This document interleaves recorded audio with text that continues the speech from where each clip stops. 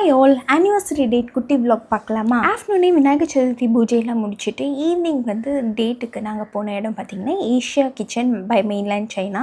இது அடையார் பிரான்ச்சில் இருக்கிறதுக்கு தான் நாங்கள் போயிருந்தோம். போன உடனே குட்டி மேடம்க்கு தோசை ஊட்டியாச்சு.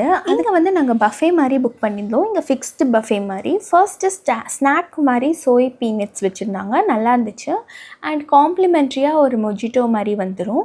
அப்புறம் சூப் ஸ்வீட் கார்ன் சிக்கன் சூப்பராகவே இருந்தது. 4 ஸ்டார்டர்ஸ் இருந்துச்சு. Chilli fish, soya chicken lollipop, chicken sushi, chicken dim sums இருந்துச்சு. எனக்கு சில்லி ஃபிஷ் ரொம்ப பிடிச்சிருந்துச்சு. சிக்கன் லாலிபாப் கொஞ்சம் ஓகேவாக தான் இருந்துச்சு. நானும் சரி ஃபைன் டைனிங்குங்கிறதுனால ஸ்பூன்லலாம் சாப்பிட்டு பார்க்கலாம் அப்படின்னு தான் ஃபஸ்ட் ட்ரை பண்ணேன். அப்புறம் லாலிபாப்லாம் நம்ம கையில் சாப்பிட்டா தான் அப்படின்ட்டு கையிலே சாப்பிட ஆரம்பிச்சு. சிக்கன் சுஷி மட்டும் பார்க்க ரொம்ப அழகாக இருந்துச்சு. டேஸ்ட் கொஞ்சம் ஓகே தான், ஆவரேஜ் தான். இதை விட பெஸ்ட்டு சுஷிஸ் எல்லாமே நான் டேஸ்ட் பண்ணியிருக்கேன். அதனால் இது கொஞ்சம் ஆவரேஜாக இருந்துச்சு.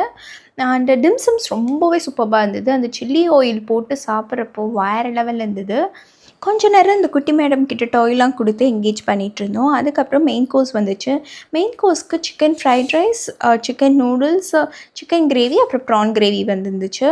நூடுல்ஸும் சிக்கன் கிரேவியும் காம்பினேஷன் நல்லா இருந்தது. ப்ரான் கிரேவியும் சிக்கன் ஃப்ரைட் ரைஸும் காம்பினேஷன் நல்லா இருந்தது. டெசர்ட்ஸில் ஐஸ்கிரீம், இந்த ஹனி கிறிஸ்ப்ஸ், வேஃபர்ஸ், அப்புறம் கஸ்டர்ட் வந்துருந்துச்சு. இந்த கஸ்டர்ட் எனக்கு அவ்வளோ பிடிக்கல, பட் இந்த வேஃபர்ஸோட ஐஸ்கிரீம் சாப்பிட்றப்போ வேறு லெவலில் இருந்துச்சு. எல்லாத்தையும் சாப்பிட்டு முடிக்கிறதுக்குள்ள இந்த குட்டி மேடம்க்கு தூக்கம் வந்துருச்சு. அப்படியே நாங்களும் கிளம்பிட்டோம். Tata bye.